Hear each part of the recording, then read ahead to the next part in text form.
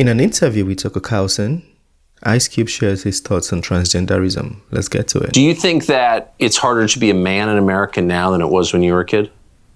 Yes. Saying what you feel, being yourself, is what they call toxic. You know, we shouldn't be called toxic for our instincts and for, you know, I was born this way. What are you talking about? This is from somebody that said F the police in a song and on stage and multiple times after. You know what I mean? Like, why can't we be ourselves? He means we were born this way too. So there are some groups, like if I say I'm trans and people say that's great, you were born that way, we affirm you.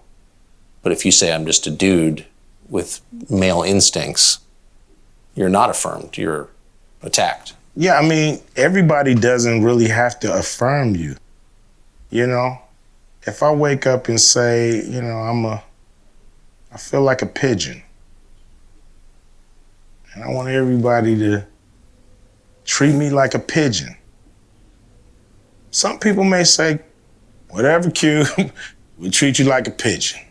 But some people may choose to be like, dude, no. That's your world.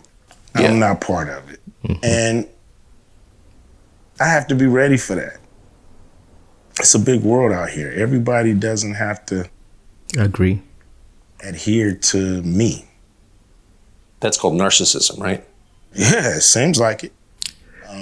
Yeah, seems like you're trying to bend the universe to your will, and it don't work like that.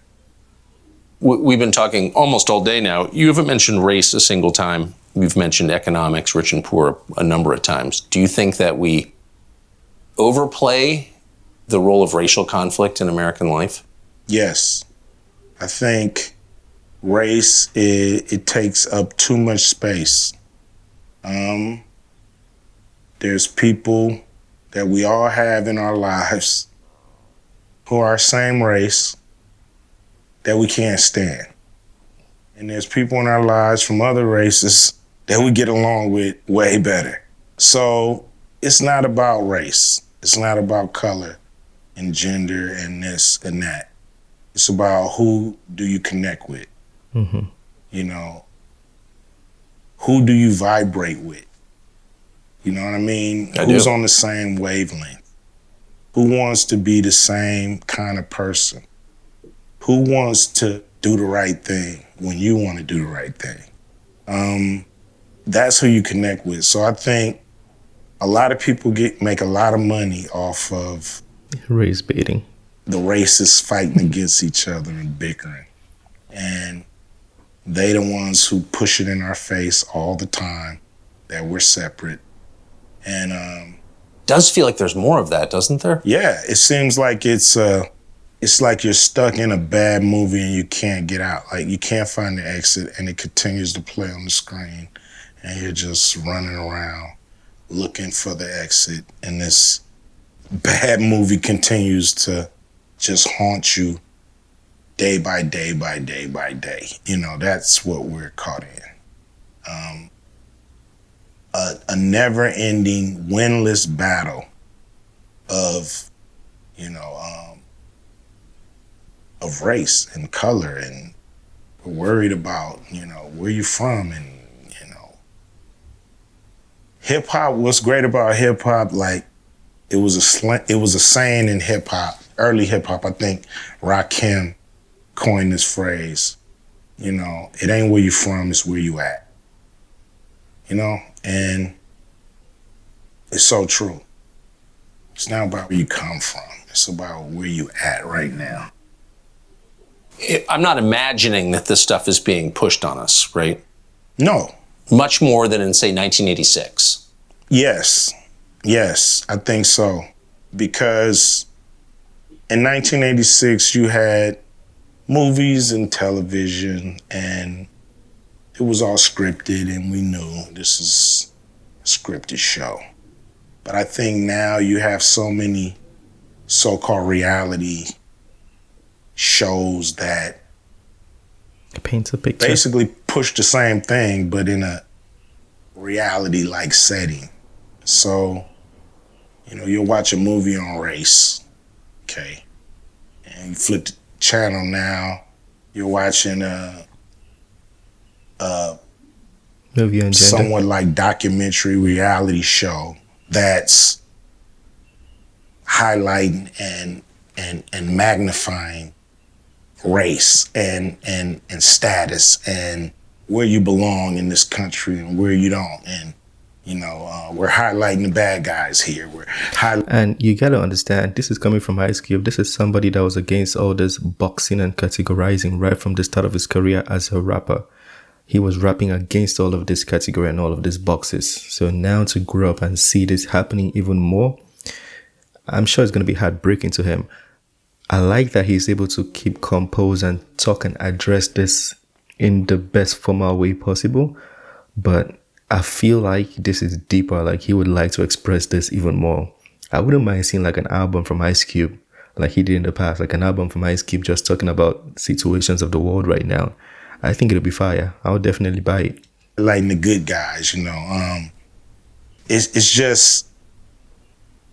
it's always really showing controversy and pitting each other against each other.